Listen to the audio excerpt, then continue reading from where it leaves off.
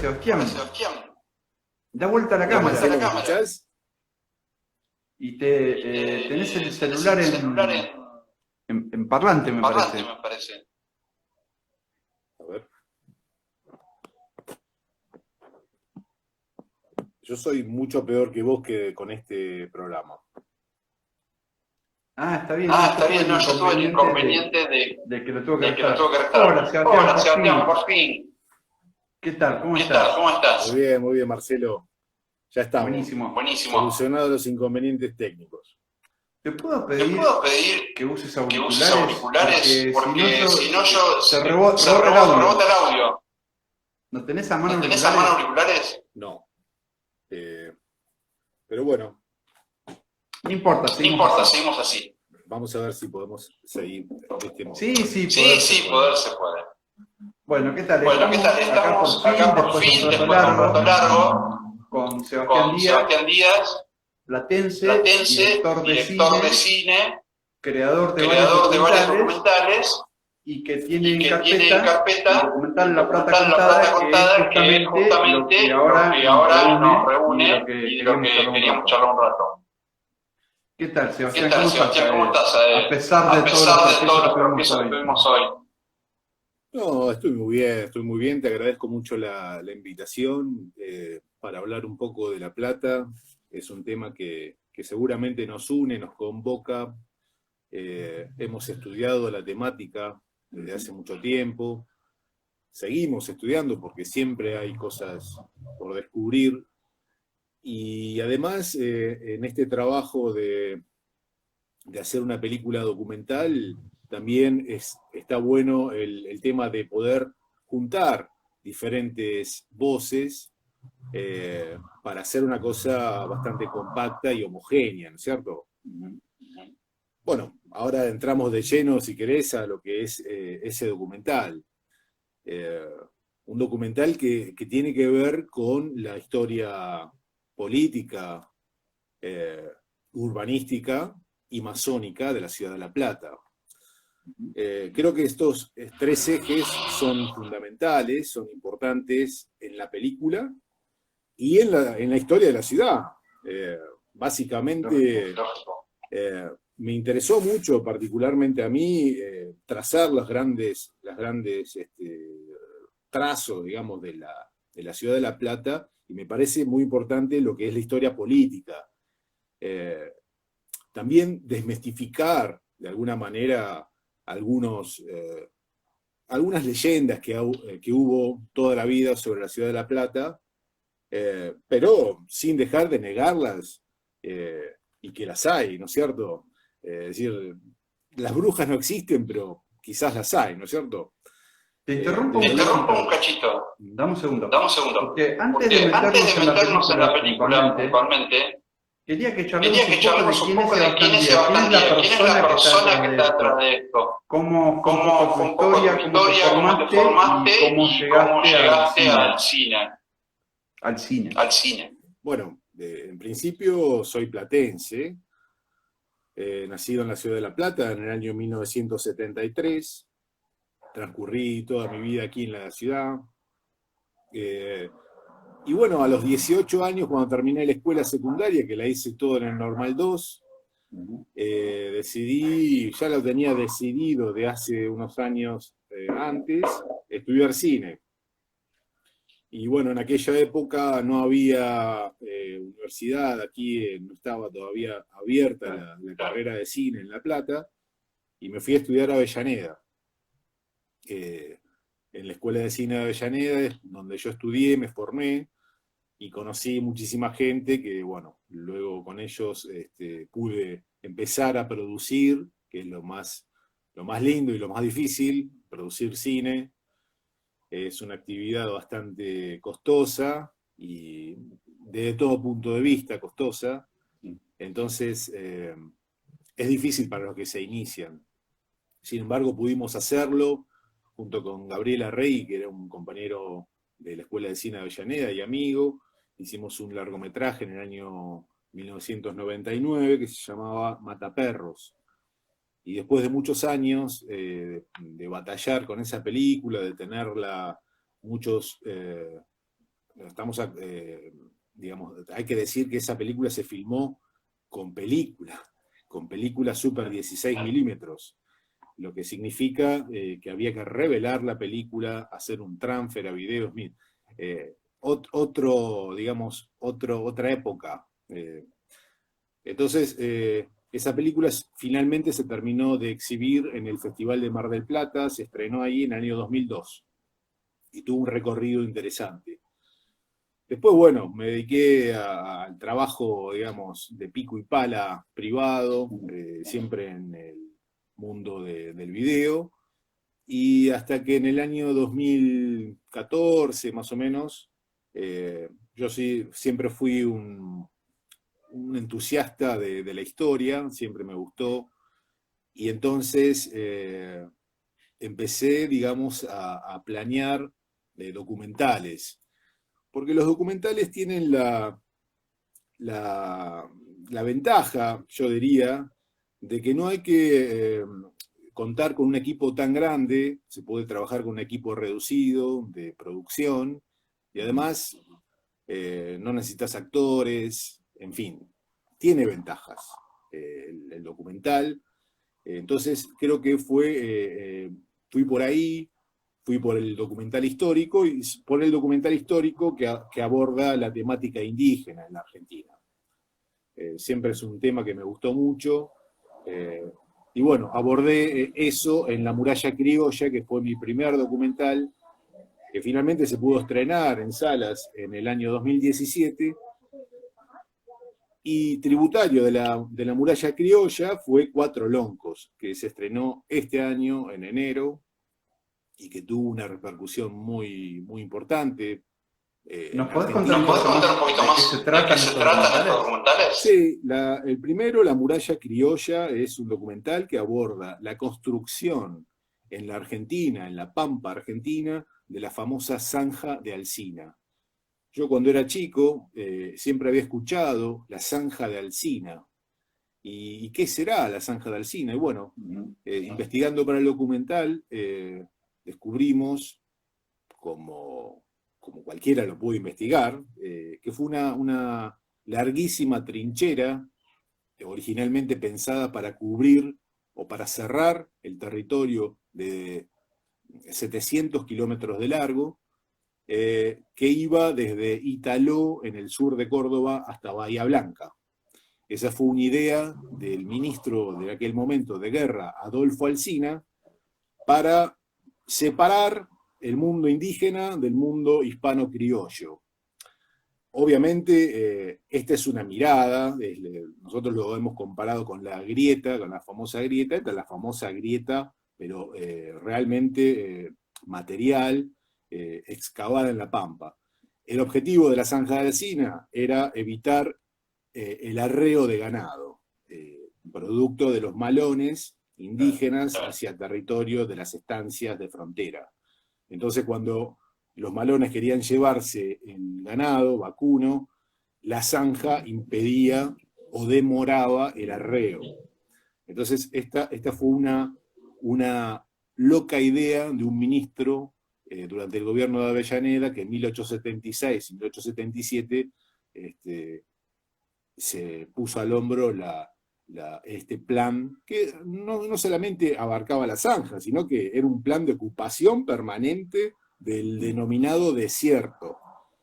Y ese fue el gran plan sistemático de ocupación del desierto, que provocó la creación de pueblos como Carué, Guaminí, Trenquelauquen, Puan, en la provincia de Buenos Aires, en el oeste de la provincia de Buenos Aires, y que desembocó en la campaña del desierto.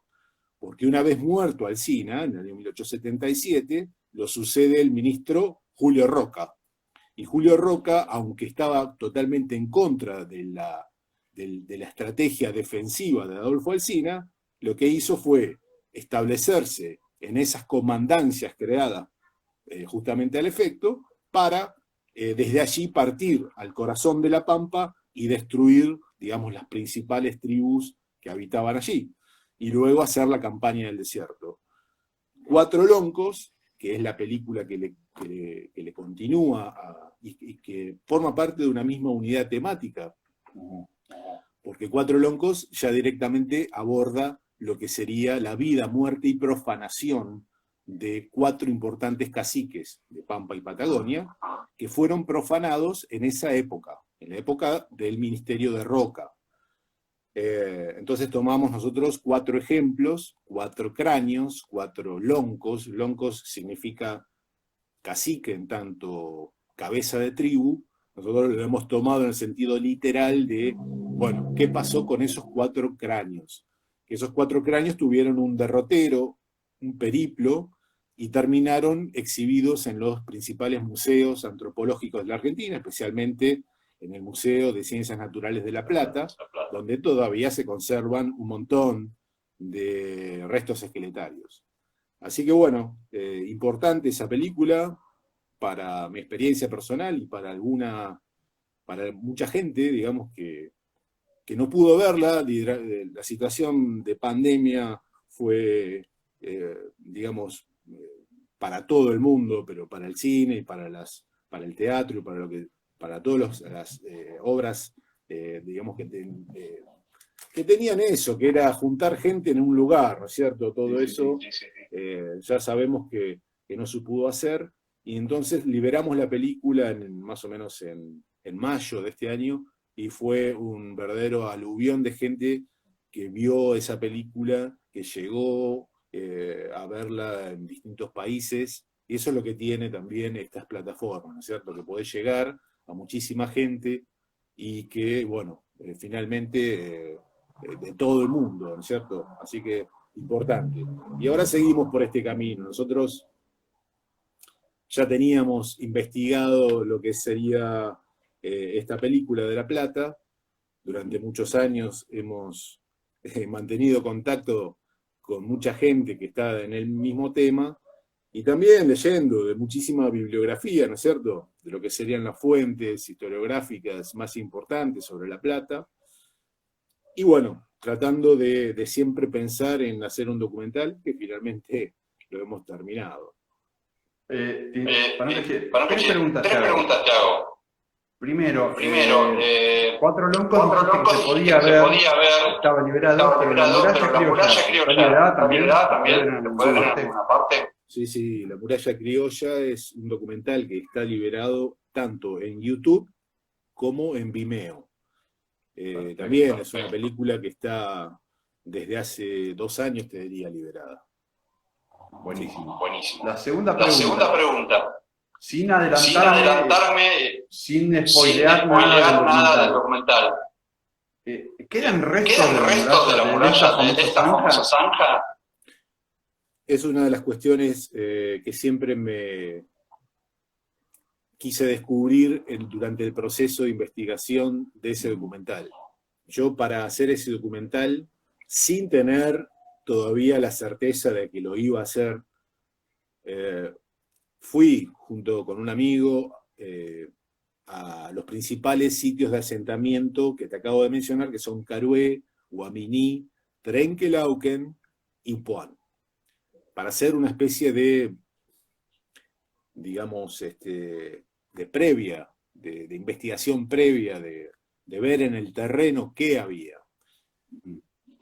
Y descubrimos que en Trenquelauquen, por ejemplo, hay un tramo todavía intacto de zanja, que está borrada, porque la zanja era una zanja de 3 metros de ancho por 2 de profundidad, y la tierra que se sacaba para hacer la excavación era amontonada del lado interior, digamos del lado de los blancos, para hacer una especie de muralla. Por eso es la muralla criolla. Fue comparada en su momento con la muralla china, pero a modo de comparar una cuestión que era una obra monumental con una zanja. Entonces era para denostar en ese momento a los planes del ministro Alsina. Sin embargo, en Trenquelauquen, cerca de la Ruta 5, metiéndose por un campo a escasos kilómetros de la ciudad de Trenquelauquen, pasa un tramo de zanja de aproximadamente 3-4 kilómetros. Está filmado eso en la película. Sí, es muy importante. Allí, obviamente nosotros nos hemos nutrido de los investigadores locales que en cada uno de sus distritos investigaron con anterioridad y con profundidad del tema. Entonces, en cada distrito, Poán, Guaminí, Carué, Trenquelauquen, hay un investigador local que nos acompaña en este periplo, en este recorrido. Mirá, acá me dice una amiga, Susana Gioacchini, que conoce muy bien la provincia de Buenos Aires, que en Trenquelauquen hay un pueblo que se llama La Zanja, justamente. Seguro que tendrá que ver con esto. Es una estación de ferrocarril llamada La Zanja a raíz de eso. ¿Y por qué no hay en Carué zanja? ¿Por qué no hay en Guaminí? ¿Por qué no se hizo zanja en Carué ni en Guaminí? En Carué y Guaminí se hicieron líneas paralelas de fortines, ubicados de tal modo que podían cruzar el fuego de los Remingtons. Los Remingtons eran armas en ese momento muy modernas de repetición, era un fusil de repetición, que eso fue lo que hizo la diferencia en la lucha de frontera contra el indio. El fusil de repetición Remington, más el cuidado de las caballadas y más el avance hacia territorio indígena estratégico, fue lo que determinó la diferencia, digamos. Pero sí, La Zanja, yo les recomiendo viajar a esos lugares. Por ejemplo, en Carué quedan restos de fortines, los fortines donde habitaban 4 o 5 soldados, que es un montículo perdido en medio de un campo, y es increíble toparse todavía 150 años después, 140 años después, con esos fortines, es increíble, realmente a mí me produjo muchísima emoción, más allá del lugar, que está buenísimo, estás en medio del campo, muy lindos lugares, Carué, Guaminí, los recomiendo, porque hay mucha historia. Acá dice Susana, y otra pregunta, sí, quizás en Carué no se hizo zanja porque el suelo es muy arenoso. No es muy apto. En Carué es importante la pregunta porque da pie a otra. En Carué no se hizo zanja porque la estrategia de quien comandaba esa zona y que tenía que cerrar esa zona, que era el coronel Nicolás Levalle, hizo esto que te acabo de contar. Líneas paralelas de fortines, iban como un serrucho. Entonces, unos estaban adelante, otros atrás, iban como un serrucho, y a una distancia tal que podían cruzar el fuego de los Remingtons. Eso se hizo porque el área que tenía que cubrir Levalle era poca. Pero en Poán, Poán está más al sur, y es una localidad que queda muy cerca de las sierras de Curmalal, digamos, lo que sería todo el sistema de Ventaña, ¿sí? Las estribaciones de esa sierra están en Poán. Entonces, el suelo que hay allí en Poán es rocoso. Cuando los zapadores en su momento quisieron cavar la zanja, se toparon con que el suelo a poca distancia de profundidad había roca y no podían seguir cavando. Por lo tanto, en Poán lo que se hizo fue más murallón que zanja. Mira. Pero eso estaba dado por las características del suelo. Exacto. Mirá vos. Bueno, y saliendo un poco de esta película, ya quería meterme con el tema de La Plata. Por ahí decía Victoria, que se escucha con eco, pero es porque mi voz está repetida por tu computadora, tu celular. Y entonces, así que nada, mejor, me escuchan 2 veces. Lo que te quería preguntar era, antes de meterte con La Plata contada, vos hiciste una serie de cortos, ¿no? Que Villa Francia, creo que eran. ¿De qué se trataban? Claro, La Plata Contada tiene su antecedente en una serie de cortometrajes cuyo título total era Villa Francia, pero que el cortometraje que fue el que pegó más, digamos, que se vio más, se llamaba El Cuadrado Roto. Esto en homenaje a un libro de un suizo que se llamaba Alain Garnier. Seguí hablando que... Dale. En homenaje a un suizo llamado Alain Garnier, que en su momento escribió un tratado, exactamente, El Cuadrado Roto, muy interesante libro, yo se lo recomiendo, muy bueno, porque es un suizo, es una visión de un suizo francés, ¿no? Que vio La Plata con ojos, digamos, distintos a los que lo podemos ver los platenses. Y él hablaba de la degradación urbana sufrida en la ciudad, no solamente en el momento en que él escribió el libro, que fueron en los años 90, si mal no recuerdo, sino desde antes. Esto comienza desde antes. Con un estudio muy serio, también apoyado en otros historiadores, como es De Paula. De Paula es un historiador muy importante, que escribió otro libro muy interesante sobre La Plata. Entonces, bueno, ya te dije antes, yo había leído muchísimo, eran toda la bibliografía que llegaba a mis manos sobre La Plata, la consumía, y era un momento en el año 2012, 2011, donde había mucha construcción de edificios en La Plata de altura, que obviamente para construir esos edificios se tiraban casas. Eran casas, en algunos casos, patrimoniales, sin importar si eran patrimoniales, sin importar nada. Es decir, la lógica del rendimiento que puede dar cada lote. Entonces, en ese momento salí con mi cámara a registrar los principales crímenes, yo te diría, que se hicieron contra el patrimonio platense, y en ese devenir yo filmé, tengo un registro documental muy grande de las principales construcciones de La Plata. Dame un segundito, que justo hay una recibida por acá por la diagonal, ese ruido que se escucha. Voy a bajar la persiana a ver si baja un poquito el volumen. Es el común que vive en el centro.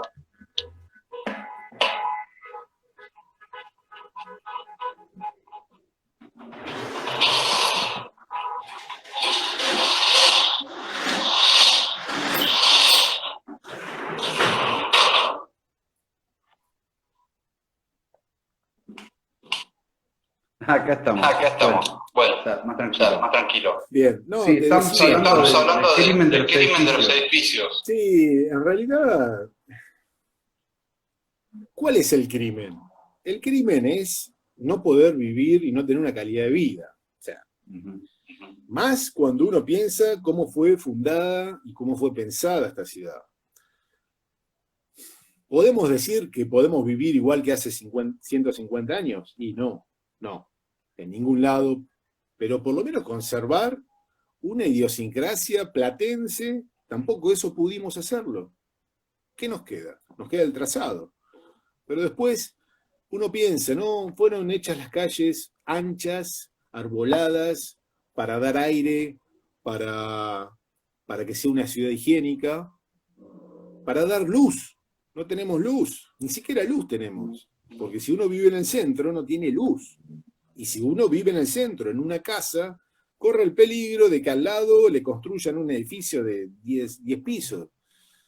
Yo sé que esto no es propiedad de La Plata, pero en La Plata, al ser una ciudad tan planificada, no se ha planificado su crecimiento. Uno ve las ciudades de Europa y el casco histórico está conservado, y las ciudades han crecido en las áreas suburbanas.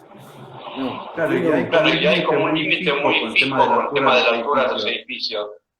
Vos ves fotos de la década del 30, del 40, del Plaza Moreno, y te impresiona que la catedral, la torre, es el edificio más alto alrededor. Y vos fijate que en Buenos Aires, en la Avenida de Mayo, le dieron mucha importancia al tema. Todos tienen la misma altura.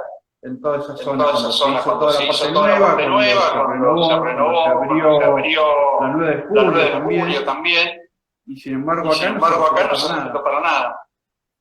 No, esto tiene sus años, viene de la época del 50, del 60, luego unos cambios legislativos, ¿no? De cómo se podía construir, y bueno, y ahí fuimos degradándonos. Entonces El Cuadrado Roto, que es uno de los cortos, habla sobre eso, habla sobre la degradación urbana sufrida en La Plata y cómo era antes. y cómo era antes, porque uno descubre con el ojo, digamos, poniendo el ojo en las fachadas, descubre las cosas del pasado y que todavía subsisten. Y es increíble, a veces poder tener una fachada con una cara, con un ángel, con ese arte que ya no existe más.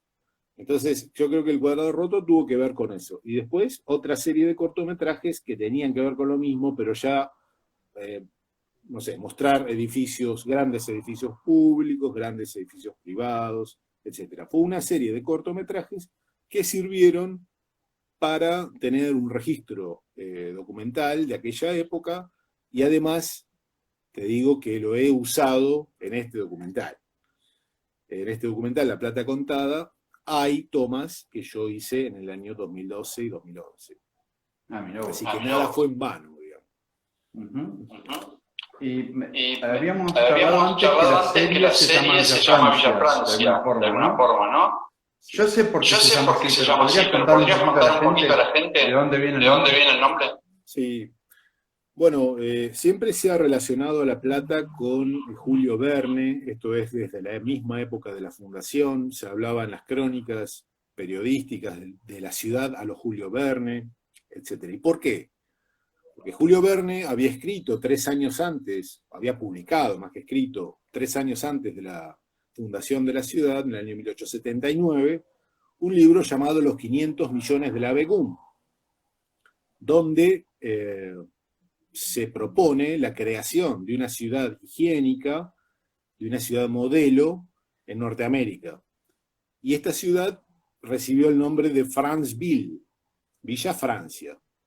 Era la Villa Francia, la Nueva Francia, fundada en Norteamérica, pero con una concepción higienista, que era la concepción que estaba en boga en esa época, y que tomaba también algunos modelos, digamos, de la medicina sanitarista, porque estamos hablando de épocas donde había muchísimas enfermedades contagiosas, como la fiebre amarilla, como el cólera, y que se empezó a descubrir en ese momento de que no podía tener las ciudades las mismas configuraciones de las ciudades medievales, es decir, una ciudad encerrada, amontonada de gente, no, eso no iba más. Lo que iba para una ciudad moderna era una ciudad higiénica, por eso La Plata se, digamos, bebe de esas fuentes y obviamente hay una relación, yo te diría, no sé si probada, pero muy, muy estrecha entre Franceville de Julio Verne y La Plata, lo que fue La Plata, el plan original de Benoit. Así que por eso Franceville. No sé si vos leíste la novela de Arturo Philip, llamada justamente Franceville. Es una novela de fines de los 80 que se mete con la maldición de la bruja tolosana y con historias. Philip era muy amigo de Gualberto Reinal, así que desarrolló un poco esas teorías también. Sí, yo te confieso, leí el libro de Gualberto Reinal. En su momento, cuando lo leí, me puso muy nervioso, muy nervioso. No. Pero uno después va madurando las ideas, porque las ideas van madurando. Entonces, cuando uno va madurando las ideas, se da cuenta, y yo en particular me di cuenta de 2 cosas. Que Gualberto Reinal era un personaje, digamos, bastante paranoico, que veía maldición en todos lados, en cualquier cosa, que veía una conjura masónica en cualquier símbolo, en cualquier signo, y no, eso es atractivo quizás para un documental, es atractivo, pero no es la realidad, a mi juicio, ¿no? Entonces, está bien, hay algunas cosas que se pueden tomar de Reinal, tiene una investigación importante en cuanto a los túneles, me acuerdo de también algunas cuestiones que tienen que ver con una simbología en el mismo plano de la ciudad, con un alfabeto esperanto francmasón. No sé si recordás eso, Marcelo, pero él decía que había palabras, digamos, que estaban puestas a través de ese alfabeto y que tenían que ver con el caos, con demonios, en fin, cosas negativas. Que claro, Reinal es como el gran descubridor de la actividad. Inclusive, viste que hay partes que dice, bueno, la diagonal 80 y el 5 es una zona deprimida. Tal día apareció una águila negra en tal lugar, murió en cura. Él siempre está con eso. El alfabeto francmasónico, yo pensé que era un invento de Reinal, inclusive. Hasta que después investigué un poco, no, es real, lo usaban los masones, y es muy similar al que utiliza los Boy Scouts para hacer mensajes también escondidos. Lo que pasa es que también el fundador de los Boy Scouts, Baden-Powell, no me equivoco, era masón y tuvo que ver ahí también y aprovechó eso. Claro. Pero en cuanto a Reinal, digamos, vamos a dejar que descanse en paz, Reinal. Y me parece que La Plata supera todo eso que él ha escrito. Absolutamente. Sí, La Plata es una obra de envergadura monumental, es una obra impresionante. Es una obra que hay que rescatar, porque realmente jamás en la Argentina se volvió a realizar una obra semejante. Entonces lo que hay que ver, a mi juicio, es por qué se hizo esa obra y quiénes eran los protagonistas. Entonces descubrimos, ¿no?, que los protagonistas, Dardo Rocha y su círculo, bueno, sí, eran masones. Ahora, yo siempre me pregunté lo mismo, ¿no? ¿Fue un plan masónico La Plata? ¿Fue un plan masónico? Siempre se habla de logias operativas, logias especulativas y logias operativas. Las logias operativas, digamos que tienen un fin, se arman para poder hacer un fin determinado, por ejemplo, la creación de una ciudad. Y evidentemente creo, ¿no?, por lo que estuve investigando y además las conclusiones que saco, es evidente que no fue un plan masónico, pero que sí, a mi juicio, sí fue una obra donde los masones tuvieron capital importancia y dejaron sus símbolos evidentemente en el plano de la ciudad y también en, digamos, logias que se crearon al efecto. Estamos hablando de dos logias importantes, ¿no? Luz y Verdad y La Plata 80. La Plata 80, si vos te pones a pensar, habrá sido una logia justamente operativa. Pero ¿cuál era su fin? Y seguramente colocar a Dardo Rocha en la presidencia de la Nación.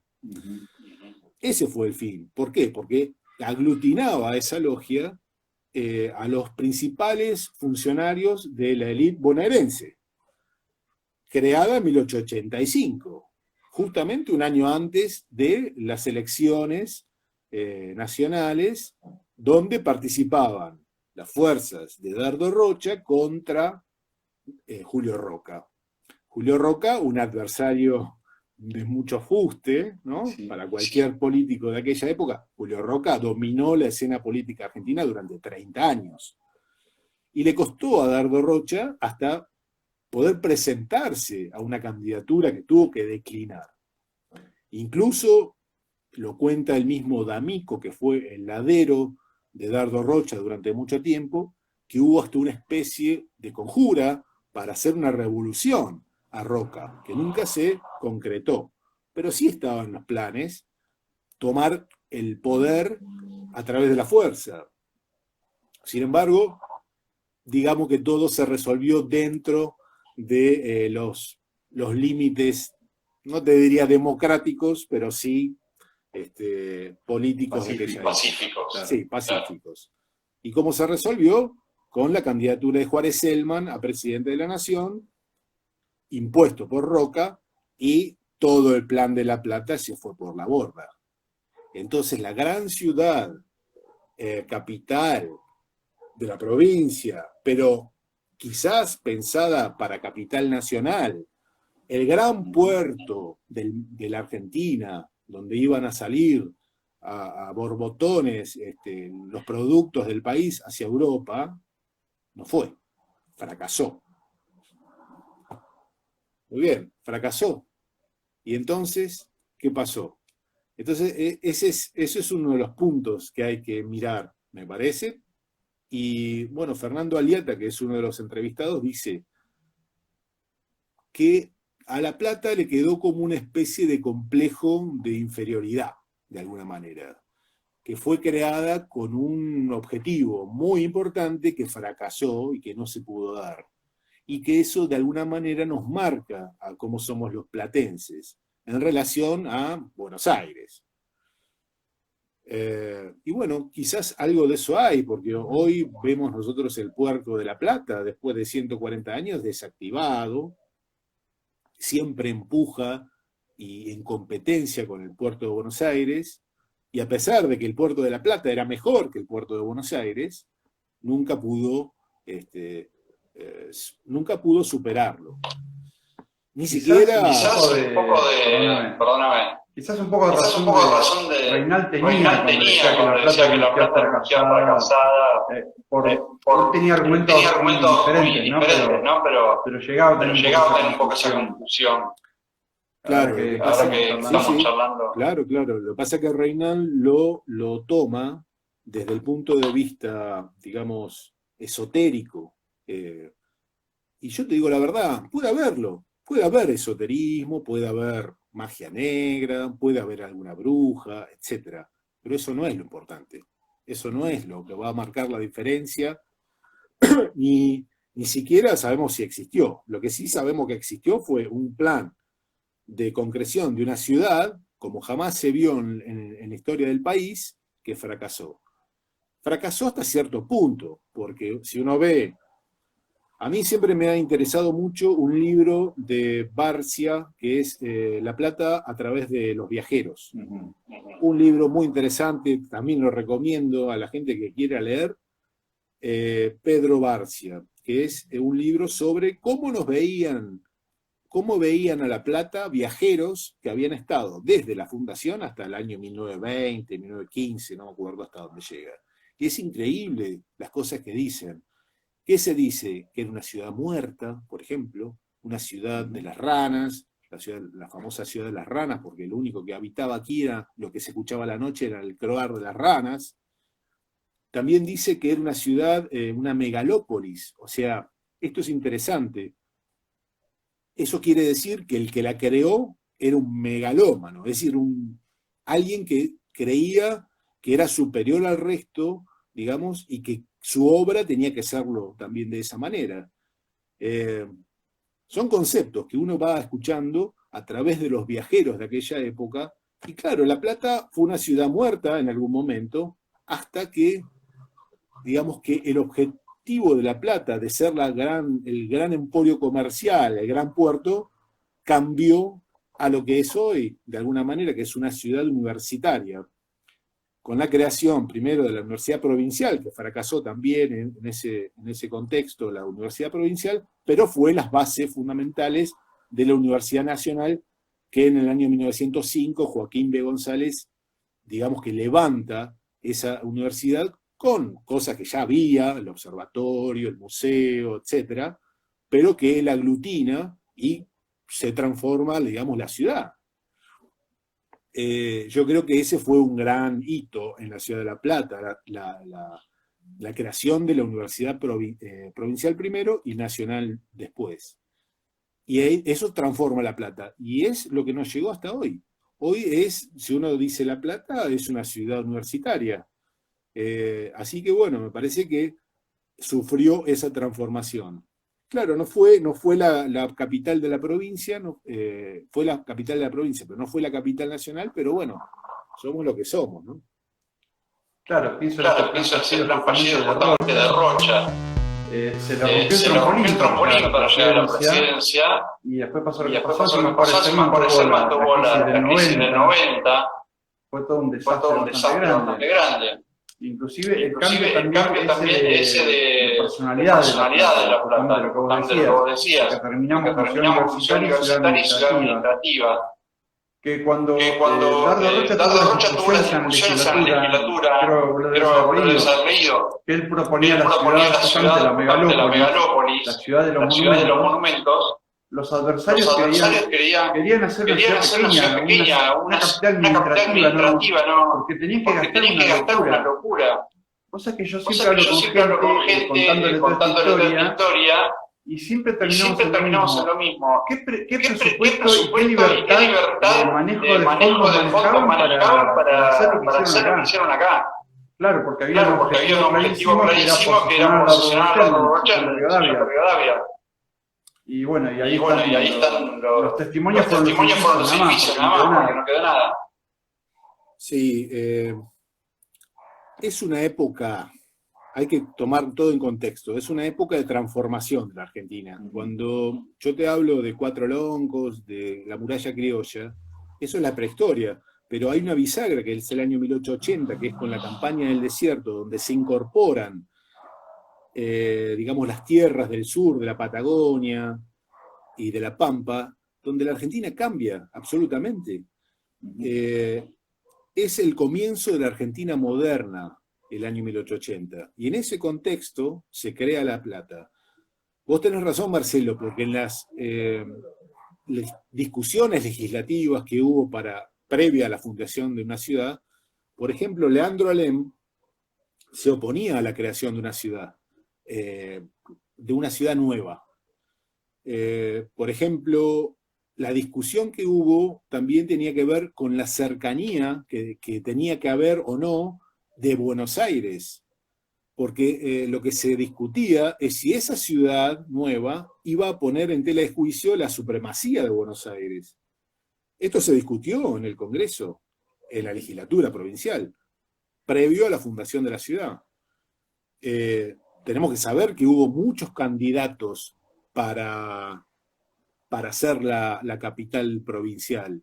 Quilmes, no sé, Ensenada mismo, en fin, Campana, Azul, un montón de ciudades se propusieron para ser capital provincial. ¿Pero qué se eligió? Cercanía de Buenos Aires, posibilidad de llegar rápido.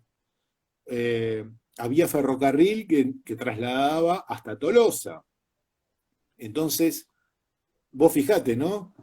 Los mismos funcionarios provinciales que tenían que vivir en La Plata, se tomaban el tren a la mañana, viajaban hasta La Plata, cumplían con su función y se iban. Se iban y dejaban a la ciudad muerta, desierta. No desierta, porque aquí, ¿quién estaban? Estaban los inmigrantes, los italianos, prácticamente que construyeron la ciudad de La Plata. Si vos ves las fotos de Thomas Bradley, de los primeros 2 o 3 años de fundación, ves las famosas casas de chapa, ¿no? De madera y chapa, como la que está, por ejemplo, en el Parque Saavedra. Y esas casas eran habitadas por los obreros que finalmente construyeron la ciudad. Esos mismos obreros fueron los que se juntaban luego en mutuales para crear logias. Y una de las primeras logias fue Luz y Verdad, justamente conformada por obreros. Bueno, es muy interesante quién fue el primer gran maestre de esa logia, Luz y Verdad, que fue un francés llamado Henri Guirguat. Este era un francés que había estado, me interesó mucho porque él había estado en Guaminí durante la campaña de Alsina, y en Guaminí fundó la primera logia, llamada, creo que si no recuerdo, Luz del Desierto, en Guaminí. Y él había estado ahí en Guaminí para servir, digamos, de médico cirujano, ¿no? De militar. Y luego, a los 5 o 6 años, lo encontramos en La Plata, como el primer boticario de La Plata, con una farmacia llamada Del Indio. Y en el año 1885 finalmente se reúne junto con otro grupo de italianos y extranjeros para hacer la primera logia Luz y Verdad. y todavía existen algunos emplazamientos de aquella primera logia Luz y Verdad. Y todavía tenemos en la biblioteca de la Universidad de La Plata un microfilm de una publicación llamado El Teósofo, que esta logia publica. Y en ese semanario El Teósofo nos dice Guirguá que la primera logia fue incendiada. Fue un atentado contra esa logia y fue incendiada por fanáticos instruidos. Andás a ver quiénes eran esos fanáticos instruidos, si eran mismos masones. Dice, justamente en la logia 80. Probablemente viste que hubo una pelea para ver cuál era la primera de La Plata, y la logia 79 le gana por días a la logia 80. Y siempre quedó como esa posición. Siempre hay que tener en claro que la logia Luz y Verdad número 79 era de inmigrantes, trabajadores, y la logia La Plata 80 era de funcionarios y élite. Nada que ver, ¿eh? O sea, dos cosas completamente distintas. Por eso digo que a mi juicio es la logia número 80 operativa, creada con un fin específico, y el fin específico era posicionar a Dardo Rocha en la presidencia de la nación. Es decir, trabajar en una campaña política para posicionar a Dardo Rocha en la presidencia. En cambio, la otra era, yo te diría, una cuestión más mutualista, es decir, de ayuda mutua entre inmigrantes en un país extranjero. Y es de esa clase hubo muchas. Exacto. Sí. Contame un poquito, justo lo mencionaste al historiador Ariata hace un rato. Contame un poco quiénes fueron los otros entrevistados. Yo sé que hay varios amigos míos, Nicolás, Gabriel, Cristina Espinosa también. Y bueno, contame un poquito cómo lo fuiste contactando y qué fue lo que está haciendo. Bueno, como La Plata Contada tiene 3 ejes, que es el eje político, era interesante en ese eje meter algún historiador de fuste. Cuando nosotros quisimos encontrar a los historiadores de fuste que habían hablado de La Plata, estaban todos muertos. Entonces es muy difícil en ese sentido, y bueno, fuimos más que nada por el lado urbanístico, que también es una historia del urbanismo. Y me pareció importante incluir a Rubén Pesci y a Fernando Aliata, que es otro historiador y urbanista y arquitecto muy importante, para que hablen sobre eso. Pero también, obviamente, la historia de La Plata es muy apasionante, entonces no se quedaron solamente con el urbanismo, abordaron completamente la ciudad de La Plata, y fue un hallazgo muy interesante contar con Pesci y con Aliata. Muy bueno. La parte esotérica o mítica de la ciudad, nadie mejor que Nicolás Colombo, que escribió 2 magníficos libros sobre estos temas, ¿no? Misterios de la ciudad de La Plata. Nicolás es muy preciso en cuanto a los datos, tiene muchísima memoria, cosa que nos ha ayudado muchísimo, e incluso nos ayudó después de haber montado la película, aportando fotografías, datos. La participación de Nicolás es fundamental. Luego tenemos, de alguna manera, tenemos que contar quiénes fueron los protagonistas. Y creo que Cristina Espinosa, que es una guía del cementerio local, que ella hace más que nada un recorrido masónico sobre el cementerio, y fue, la verdad, muy interesante contar con ella. Ya estaban en el guión, te comento, porque no fueron hallazgos, ya estaban en mi mente y estaban guionados. Pero obviamente cada uno llega al momento de la entrevista y bueno, cada uno se desenvuelve como puede, ¿no? Pero yo me acuerdo que me crucé con vos una vez en el cementerio, Cristina, ¿te acordás? Sí. Un día que no fue nadie porque había llovido. Y vos te fuiste después solo a filmar con tu ayudante. Sí, porque no es fácil entrar al cementerio y entonces Cristina es la entrada. Y entonces cuando fue Cristina fuimos nosotros. Y el eje, digamos, que tiene que ver con la masonería está... Bueno, también antes de abordar esto, está Susana Escorians. Susana Escorians es la directora del Museo y Archivo Dardo Rocha, que es un lugar impresionante, que no puede estar afuera de ninguna manera, porque ahí se guardan específicamente las cuestiones históricas de la ciudad y que tienen que ver con Dardo Rocha. Pero también es importante en cuanto que es donde por ahí la gente alguna no sabe, pero ahí se guardan todas las cosas que se han hallado en el centenario de la ciudad de La Plata. En el año 1982 se desenterró la piedra fundamental y se encontraron con una sorpresa. Y esa sorpresa está en el documental. Específicamente tenemos el material de archivo de aquella época, fílmico, ¿sí? Donde podemos ver qué es lo que faltaba o qué es lo que se encontró. Y en tanto a lo masónico estricto, recurrimos a dos investigadores muy importantes que han escrito obras sobre la ciudad de La Plata ligada a la masonería, que es Martín Epeloa, autor de La Escuadra y el Compás entre Diagonales, y Gabriel Darrigran, autor de La Ciudad de los Geómetras. Así que bueno, ¿podría haber estado alguien más? Sí. La Plata contada. Cualquiera puede contar La Plata. Ellos son referentes. ¿Podría haber sido distinto el documental? Podría haber sido distinto. Me quedé con ganas de incorporar a Carlota Sempé. Lo confieso. Tendría que haber estado. Pero la situación de coronavirus y pandemia me decidió a terminar la película con lo que ya tenía filmado y incluso incorporar material que había filmado en el año 2011 y 2012, como te había dicho.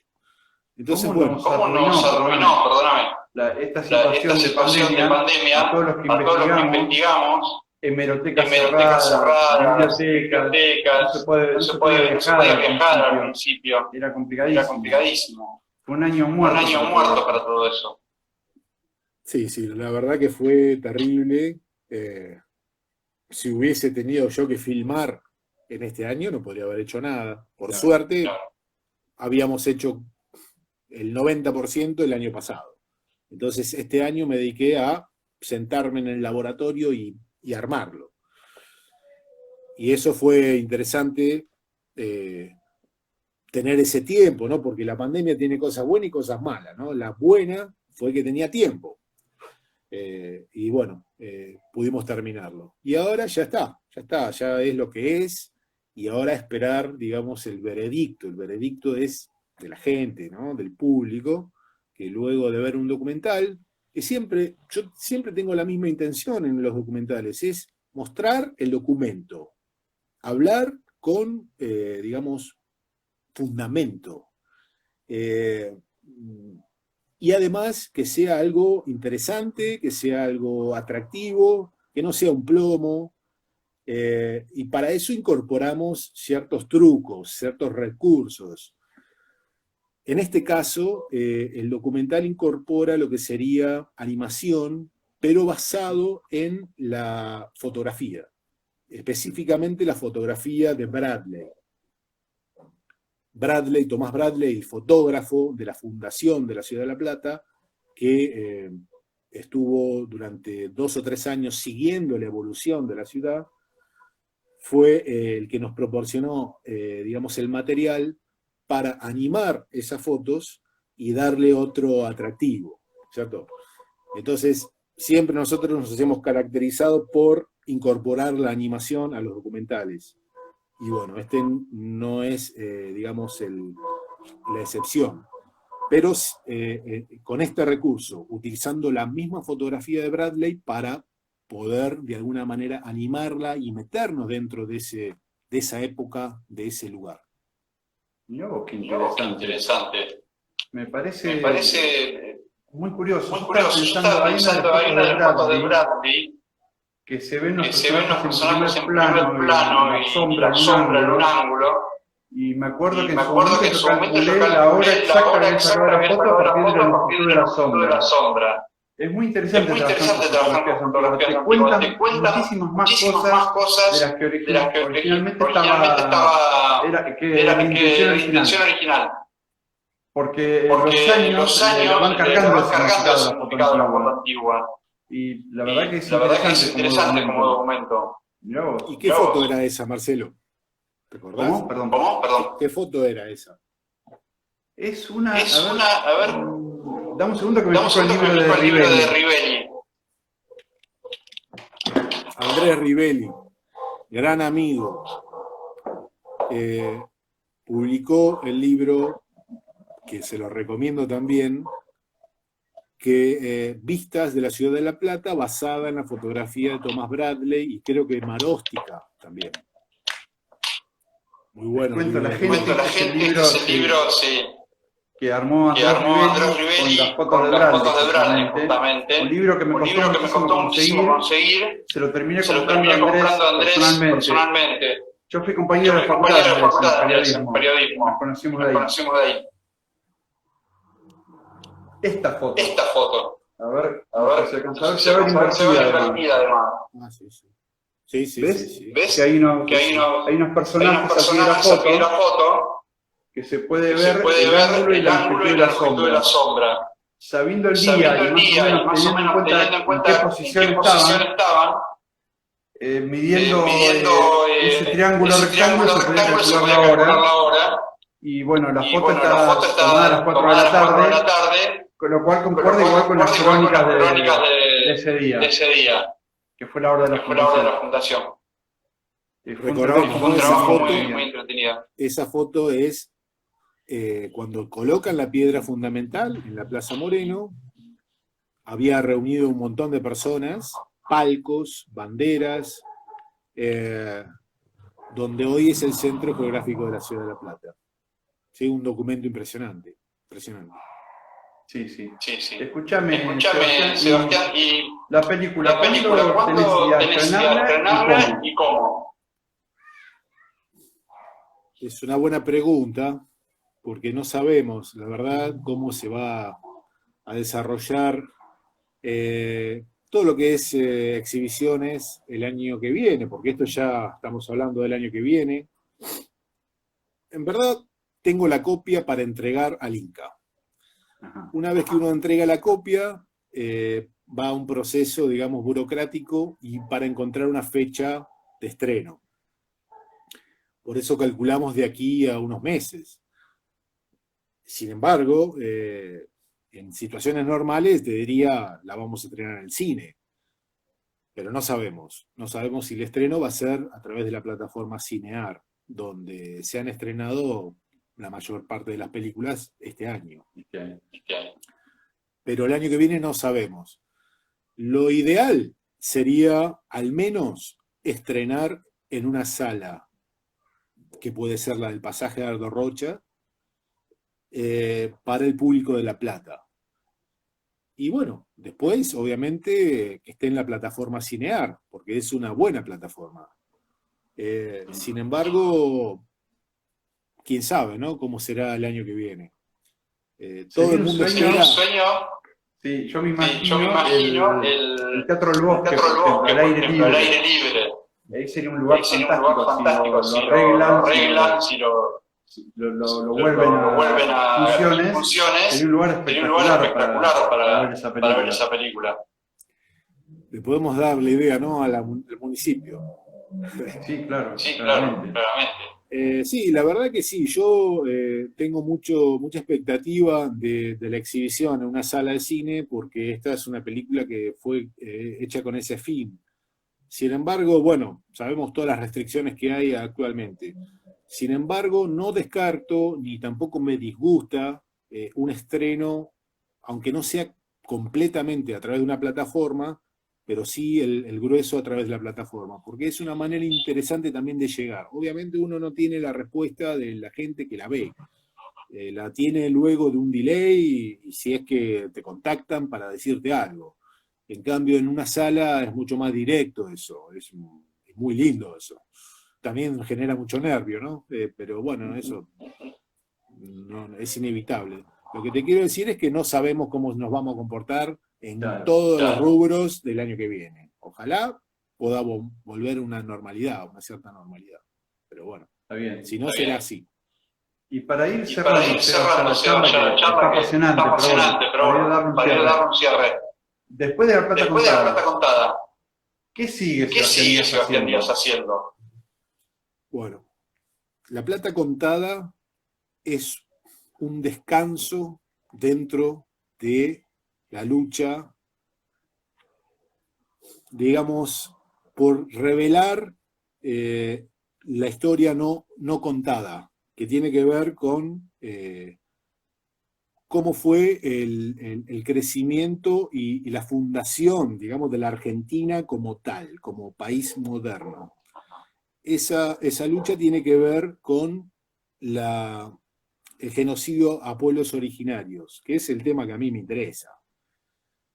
Entonces, ¿cómo continúa? Continúa con una trilogía, que es la trilogía del desierto, que es La Muralla Criolla, Cuatro Loncos y una tercera película, que el año que viene la vamos a empezar a hacer, que se llama Jinetes del Apocalipsis, que va a completar la trilogía del desierto, que tiene que ver específicamente con la campaña del desierto y con una campaña que no es la del desierto, sino que es una campaña de desmonumentar a los próceres que merecen prontuarios.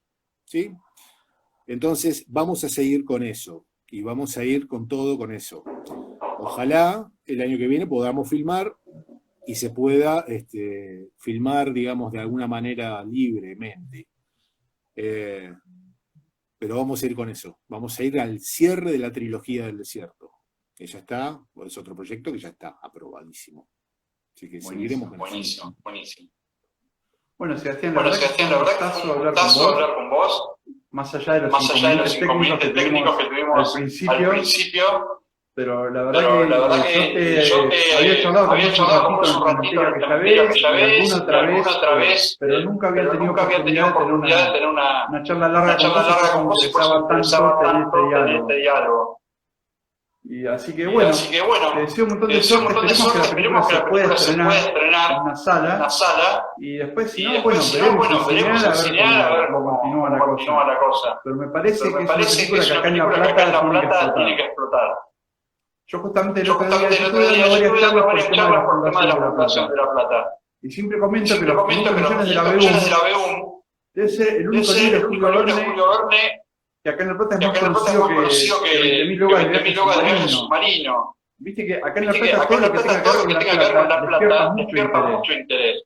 Viste que los libros de Nico, por ejemplo, se han vendido mucho. La gente muy interesada por esta historia. Yo creo que tu película va a andar fenómeno. Mirá, coincido. Creo que la expectativa será cumplida. Pero además creo que hay como un imán, un magnetismo de La Plata ligado a lo masónico, ¿no? Y la gente no sabe muy bien, simplemente son palabras que le resuenan, pero no entiende bien. Bueno, en esta película van a saber de qué se trata.